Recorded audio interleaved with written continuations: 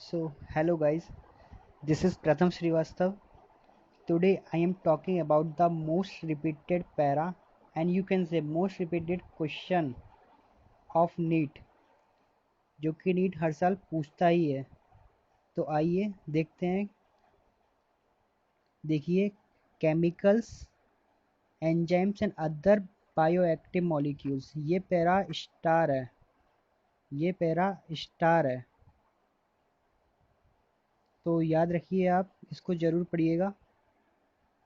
तो शुरू करते हैं।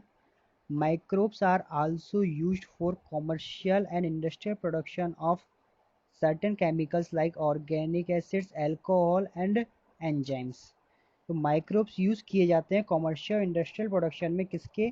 ऑर्गेनिक एसिड्स के, एल्कोहल के एंड एंजाइम्स के। जैसे कुछ एग्जांपल आपके सामने हैं कि एस्परजिलस नाइगर जो एक फंजाई है।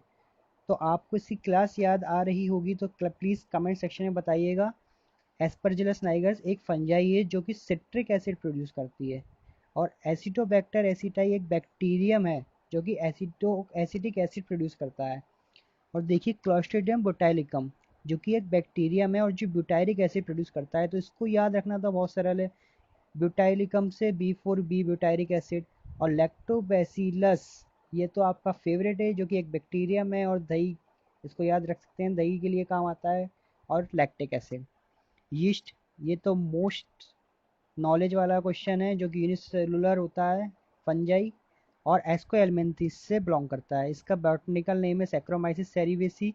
और ये यूज़ होता है कॉमर्शियल प्रोडक्शन में इथेनॉल के।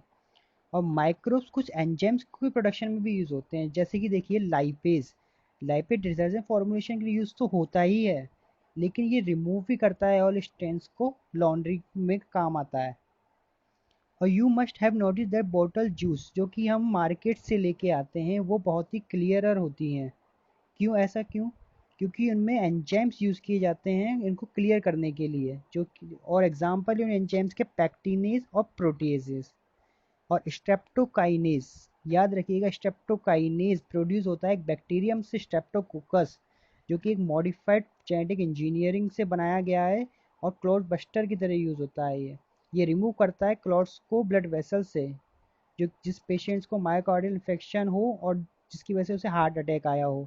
तो याद रखिएगा, स्ट्रेप्टोकोकस एक बैक्टीरियम है और ये प्रोड्यूस करता है स्ट्रेप्टोकाइनेज, जो कि यूज़ आता है क्लॉट बस्टर के। तो स्ट्रेप्टोकोकस से स्ट्रेप्टोकाइनेज तो याद हो जाएगा, लेकिन याद रखने वाली बात तो ये है कि स्ट्रेप्टोकाइनेज काम किसके आता है, तो याद रखिएगा क्लॉट बस्टर के काम आता है। Now next is another bioactive molecule, cyclosporin ए।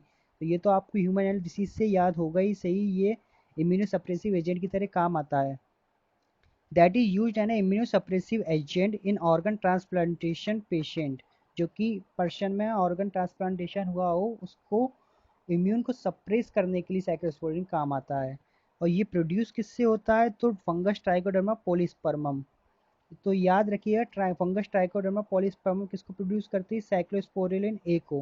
और शायद आपको इसकी क्लास भी याद आ गई होगी फंगस की, तो प्लीज़ कमेंट बॉक्स में बताइएगा। स्टेटिन, स्टेटिन जो प्रोड्यूस होता है वो एक यीस्ट से होता है, मोनस्कस परप्यूरास से। याद रखिएगा, यीस्ट मोनस्कस परप्यूरास। तो मोनस्कस परप्यूरास जो है वो यीस्ट है और स्ट्रेप्टोकोकस जो है वो बैक्टीरियम है। तो यीस्ट मोनस्कस परप्यूरास स्टेटिन प्रोड्यूस करता है, जो कि कॉमर्शियलाइज यूज हो जाता है ब्लड कोलेस्ट्रॉल लोअरिंग एजेंट की तरह। ये एक्ट करता है कॉम्पिटिटिव इनहिबिटिंग की तरह। जैसे कि आप एंजाइम चैप्टर में पढ़ के आई हैं, 3 तरीके के होते हैं, कॉम्पिटिटिव, नॉन कॉम्पिटिटिव और एलोस्टेरिक। तो ये कॉम्पिटिटिव इनहिबिशन करता है उस एंजाइम का जो कि कोलेस्ट्रॉल का सिंथेसिस करता है। जो एंजाइम कोलेस्ट्रॉल का सिंथेसिस करता है उसका कॉम्पिटिटिव इनहिबिशन कौन करता है, स्टेटिन। तो प्लीज़ गाइज याद रखिएगा। And thank you for listening me carefully. धन्यवाद।